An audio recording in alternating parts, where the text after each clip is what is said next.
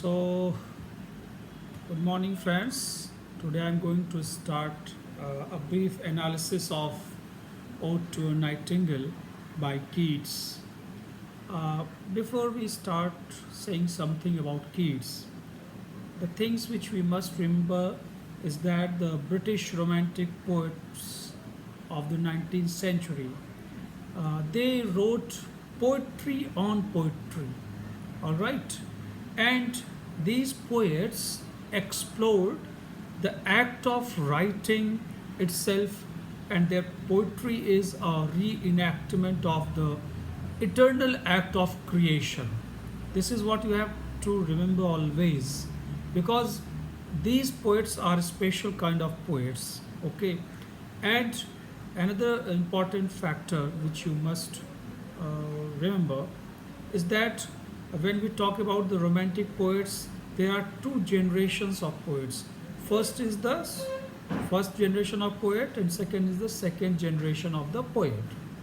The first generation of poets, they witnessed French Revolution, okay, like Wordsworth, Coleridge, Sade, Blake.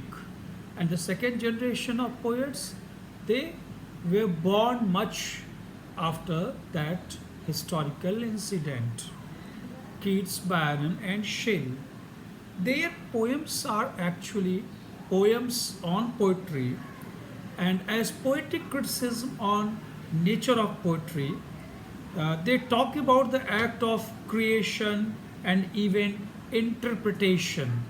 They they try to uh, they try to solve the questions of life.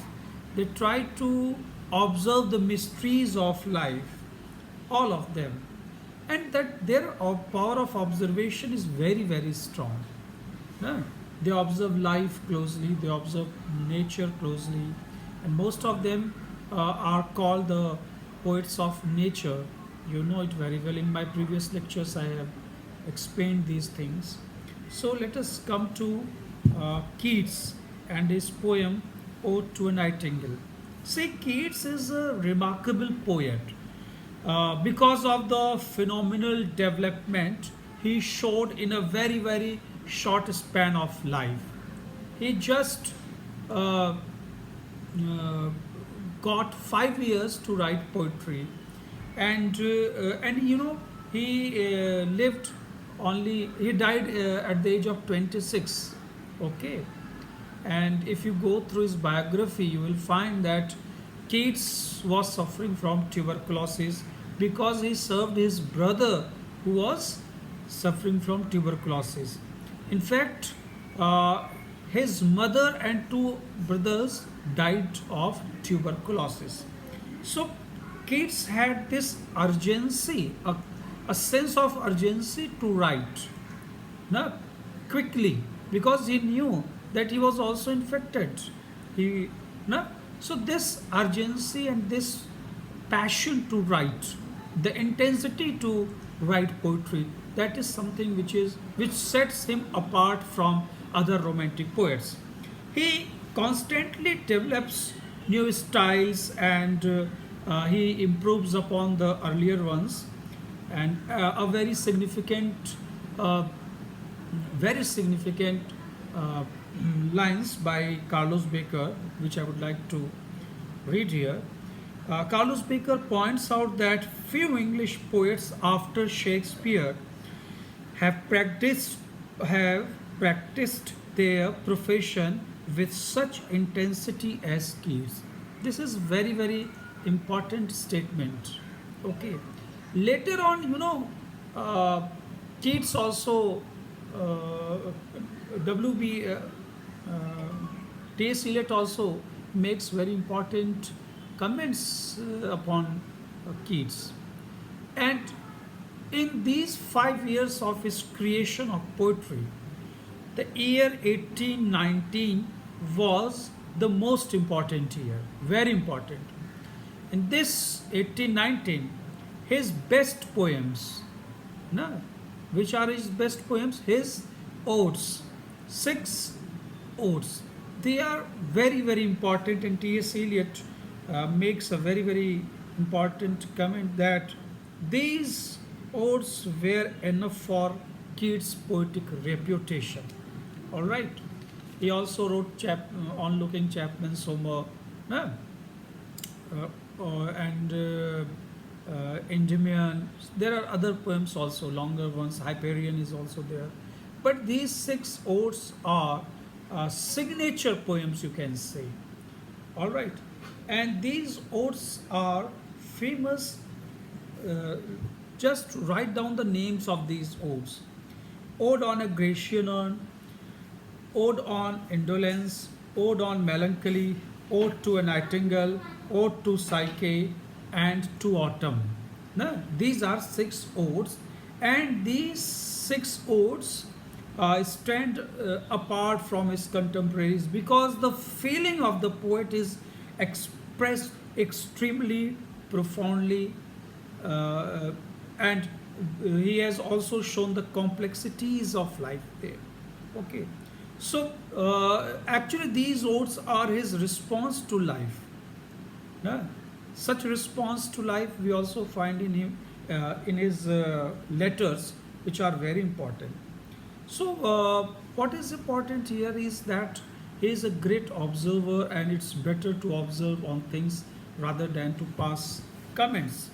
So, let me start this poem, no? Ode to Nightingale. This poem has six stanzas, and it is a regular ode, no? And in this, eight stanzas, all right? This ode has eight stanzas, and this ode is a regular ode. Okay, what is an ode actually? In any viva or in any interview, it's a very very obvious question. What is an ode? Ode is an extended lyric, no?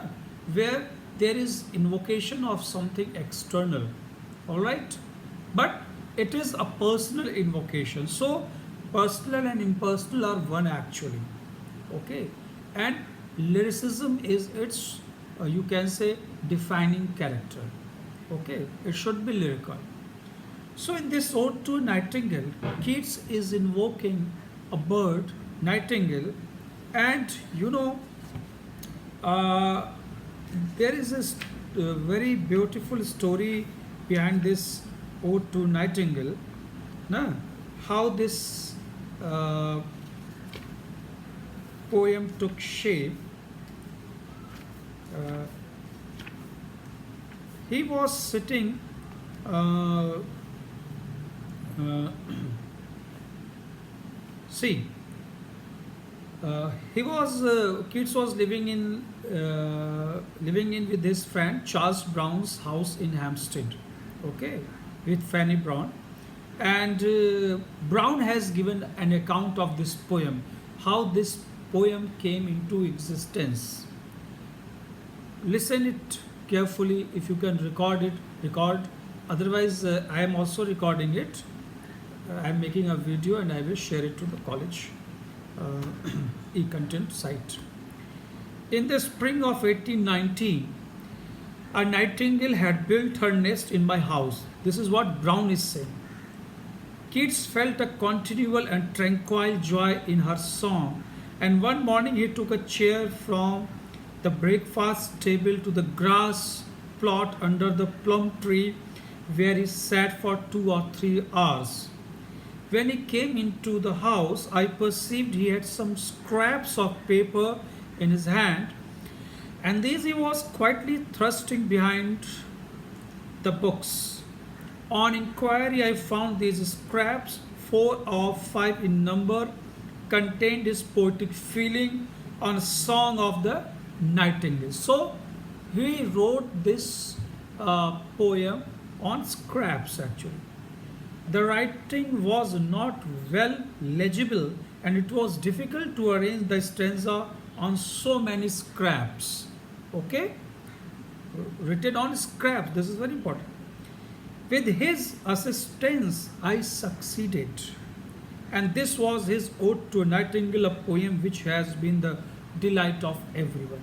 So, the incident was a real incident, a real nightingale which built nest there.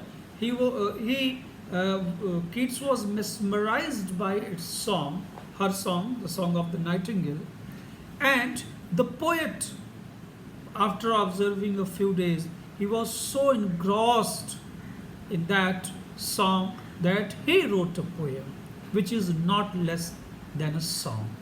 So let us begin Ode to a Nightingale. Now, in the first stanza, he declares that his heart aches with a drowsiness. Okay, and this drowsiness, it seems that he has taken hemlock or something like hemlock, and he has, in that drowsiness, he has gone into another world, leaving this world behind. And what is important is that the happiness of the song of Nightingale has made him so happy that it was a kind of ecstasy, and because of that ecstasy, that pain or that drowsiness is there. Now he has reached in another world. Okay. In the second stanza, the poet is wishing that he could have got a draught of vintage, means the finest wine, all right, which is made in South France, where people with sunburnt mirth. No? It's very important line if you read the poem. People with sunburnt mirth, no? Who are preparing this wine. Okay, these people are known for their liveliness, their song and dance. Okay, and here you can say a figure of speech, transferred epithet. Okay, because sunburnt mirth means the mirth of sunburnt people, such happy people, who has made this wine, and this wine is cooled long, it is improved by age. Okay, it is kept in cool cellars for longer and longer. Now, it is called that the wine should not be new. Older and older wine is costly, more and more costly. Okay, so in the second stanza there is a kind of escapism, that he wants to escape in that world of Nightingale with the help of this wine, which is made in warm south of France. He wants to take a beaker full of that warm south, and he's a very pictorial quality. I am not going line by line, stanza by stanza. I am just trying to give you a kind of summary, you can say, an analysis board. So here he is trying to escape into the world of Nightingale. He is so mesmerized by the song that he wants to leave this world which is full of sorrow, full of you can say decay. Okay, so he would like to drink that wine, which has been matured there. Okay, and would like to leave this world, and with the fade away into the forest dim, and with the nightingale he would like to fade away in the forest dim. He would like to go away. In the third stanza, okay, he's talking about, it is very, very, you can say, a very, it's autobiographical, this third stanza. And in this third stanza, you find that how poet is actually very pessimistic and pathetic also, because he is talking about the weariness, the fever, and the fret of people. Okay, what he says that I want to fade away with you, Nightingale, to dissolve, because I want to forget this life. Why? Because you don't know what is this life. He says, कि you has never known what the weariness, the fever, and the fret. Here, where men sit and hear each other groan, this life is full of pain, groan. Okay, it is full of palsy. It is a life where young people grow pale and they become spectre thin and dies. Okay, a very uh, acute observation of tuberculosis which he explains here. Okay, now where to but to think is to be full of sorrow. Even thinking is full of sorrow. Okay, so this is the life which I wants to live, Nightingale, and I wants to come into your life, the forest, dim forest. Okay, so here where love is not permanent, no, where beauty is not permanent, beauty cannot keep her lustrous eyes. Okay, with the time of with the passing of time, beauty fades. No? The lustrous looks of eyes, they fade. So, Nightingale, this is a life full of sorrow, full of pain. I want to come into your life. Come to the stanza 4. Here, the escapism of Keats is actually gone, and he faces this life. He's not, now he's not trying to go into that world with the help of wine. Then what? He says, I will fly to thee, don't worry, but not with the help of wine. He is using Bacchus and his parts, charioted by Bacchus and his part. Charioted. Chariot means Rath. So charioted means speed. No?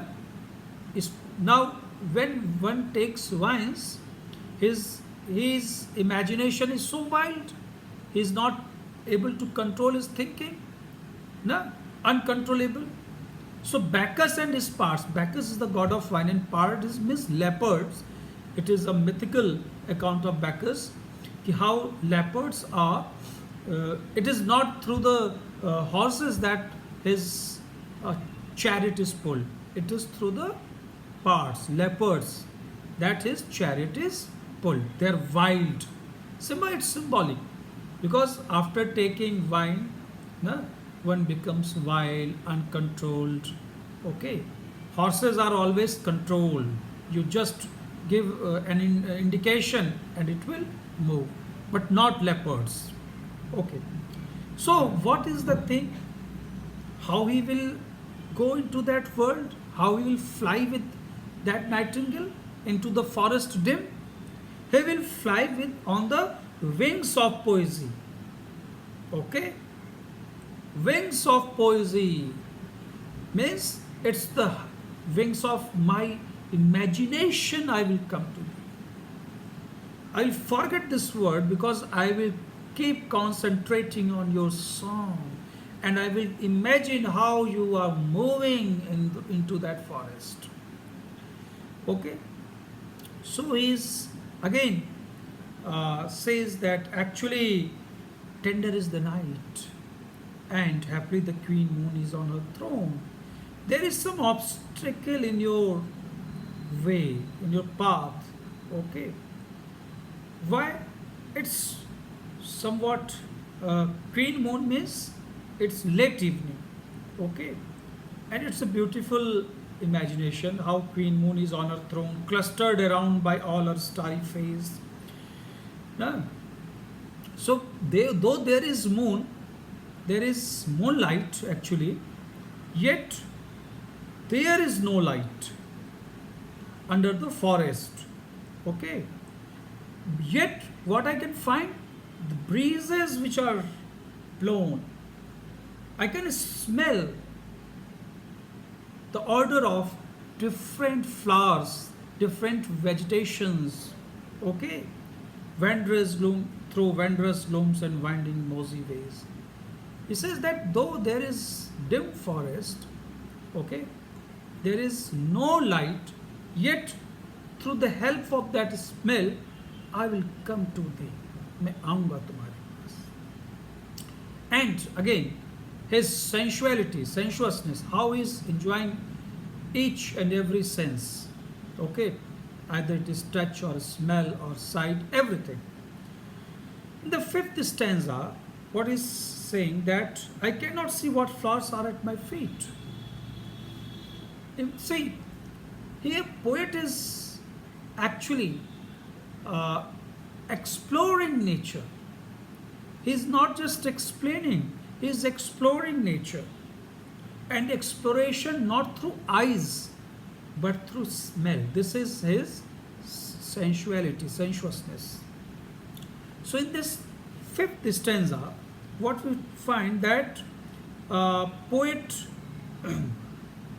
is giving you a rich feast for the scenes where there are most sweet and fragrant lines because of the various flowers which are described here.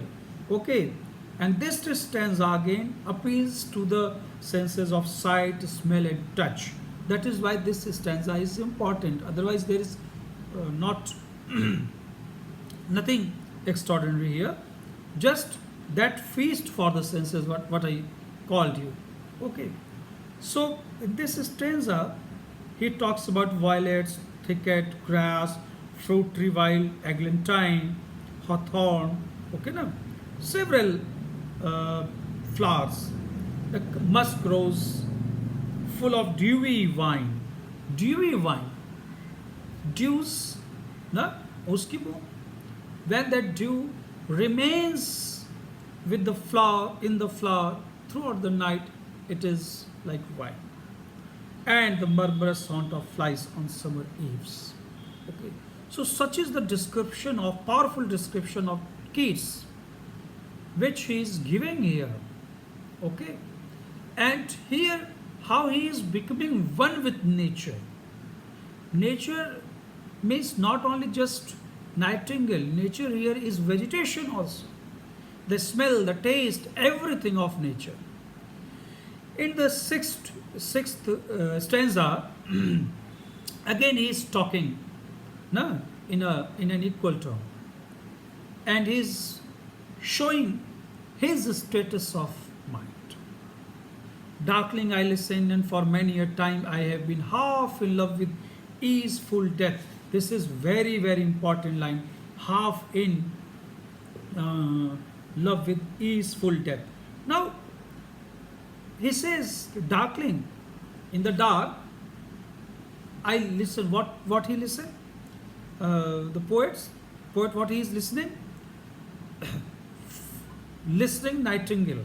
Okay, and is also expressing himself that for a many time, okay, I had been in love with what easeful death. What is that easeful death?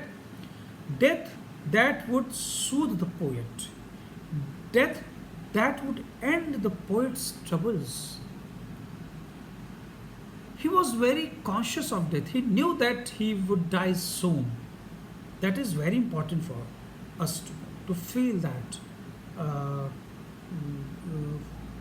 mind of the poet, heart of the poet, the person who knew that he is going to die soon, and he is in love with that death. Okay. So, what he is imagining that sometimes uh, this this stanza I can go line by line. He has called death by soft names. In many amused rhymes, in many rhymes, he has called death. For what? To take into the air my quiet breath means to put an end to the life of the poet. Okay. No more than ever seems it wish to die. And this time, when I am full of this imagination, when I am lost in your world, okay, this is the richest moment of my life to die. No, I wish, the poet says that I wish that I could seize upon the midnight with no pain this time. Okay. Means that he could just die at this moment of time. While thou art pouring forth thy soul abroad in such an ecstasy. listening to your song, this is his desire. Yours, listening to your song, I may take my last breath. Okay. In this moment of ecstasy, ecstatic joy. Okay. So, still wouldst thou sing and I have ears made. Okay. Still wouldst thou sing. Even after my death, you would continue singing. But I won't be able to listen to you. And finally, your song, which has been a source of joy for me today, it will be like a hymn or dirge, no? In which the mourners praise the dead person. Your song will be like that for me after my death. So the song of the nightingale would become a funeral song when the poet dies. Okay? Yeah? And where he dies? On a piece of earth where grass growing on it. Okay. So this is what he is wishing. It's a very, very strongly autobiographical poem. In the seventh stanza, the poet is again praising Nightingale. Thou wast not born for death, immortal bird. Okay? And there is an apostrophe. Okay? And thou was not born for death. Again, don't take the literal meaning, it's symbolic meaning. Not for death means the song of Nightingale is immortal actually. No hungry generation treat thee down. Hungry generation, the people who used to kill birds, to hunt them, okay, they could not kill you. You are still alive. Now you have not extincted from this earth. The voice I hear this passing night was heard in ancient days by emperor and clown. Lots of people have heard this song, emperor and clown. Okay, perhaps the self same song that found a path through the sad heart of Ruth when sick for home, she stood in tears amid the alien corn.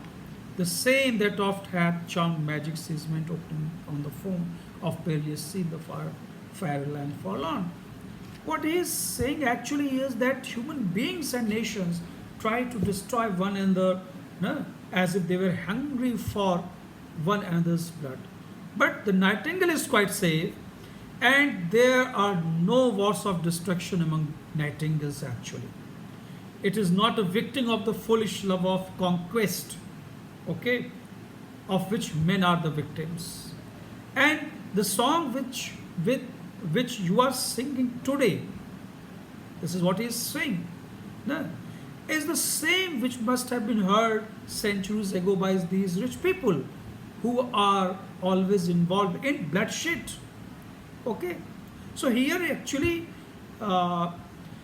Keats is contrasting the general nightingale with the individual man. You are far away from this greedy human being who is always thirsty of blood of each other. Okay, so he is contrasting the race of nightingales with the human beings. Okay, however, you can say that this comparison is not logical and rational, but it makes the stanza a beautiful poetry, and at least it shows that poet is very sensitive about these things, and he is not believing in anything like what you say war. Okay, and again he is giving you the story of Ruth, no, who was a Moabite married to a Jew in Moab, and after her husband died, she migrated to the alien land Judah in Palestine in order to share her mother-in-law's troubles. And there she gleaned corn in the fields of kinsmen, and she lost her way in the field. This story occurs in the Bible. So Ruth, when she felt depressed and she was homesick and she was broken-hearted, and when she stood weeping in the cornfield, far, far away from her native home, It was your song, no, that changed her melancholic mood centuries ago when Ruth heard it. Okay, so uh, Nightingale, you are immortal, and here we are to imagine some strange, far off, lonely, enchanted land of beauty and mystery. Okay, so uh, see these lines, line number 68 and 69 and 70, the same that of times had charmed magic casements opening on the foam of perilous sea in fairyland forlorn. What he is saying actually here is that uh, your song uh, is not uh, limited to one place actually.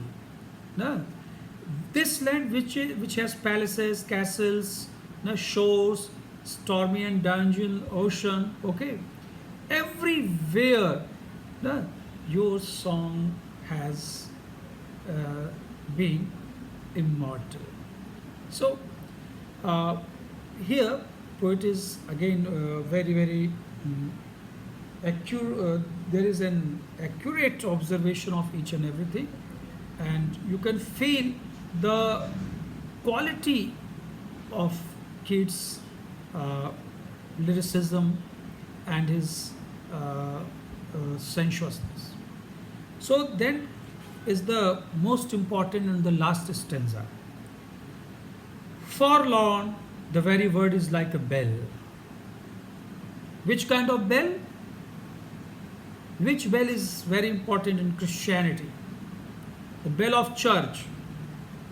You might have studied the elegy written on country churchyard by Thomas Gray. Bell is also there. So he says forlorn. Okay, means it's a kind of shock, hopelessness, because it has moved too long. The nightingale has moved far away from the poet. Okay, and he says, oh, I am shocked because this word is actually like a bell for me, warning bell, to call me back from thee to my soul self. No? To call me back. Now I will have to think about myself because your voice is going far away from me. Okay. Adieu. Alvida. Adieu means alvida. The fancy cannot cheat so well. These are very important lines. The fancy cannot cheat so well. Imagination cannot cheat human being. See, in the second stanza, there is a kind of escapism. In the fourth stanza, he is retreating from that escapism and is using his fancy imagination. But here, he is very much realistic. Fancy cannot cheat so well as she is famed to be deceiving elf. Fancy can deceive elves, some spirits, no? But it cannot deceive our life. Adieu, adieu, thy plaintive anthem fades past dear meadows over the still streams. Adieu, adieu, alvida, ciao. Your voice is going far and far away from me, near meadows, up over the still stream. Okay, so he is giving you description. After the meadows, there is a still stream. Then hillside is there, where its voice is buried deep. And then she has gone into next valley glades. And the last two lines, which are very important.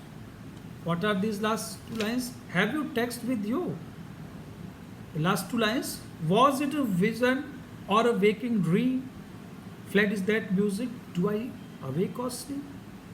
Now the song is no longer audible, and the poet therefore wonders uh, whether it was an actual song or he was merely seeing a vision, because the music is now no more. The poet asks whether he was really awake or just he was merely dreaming in his sleep. Okay. What is the implication here? The implication is that as the Music of the nightingale fades, the poet's imagination also fails. The vision that he had been seeing, no, it's no longer before him, because the source of that imagination, no, is gone, and he realizes that he has traveled back from the regions of poetic fantasy into the world of common reality. So, this was all about the poem today, and in my next lecture, I will analyze it more and more. And if there is any problem, get in touch with me. Okay.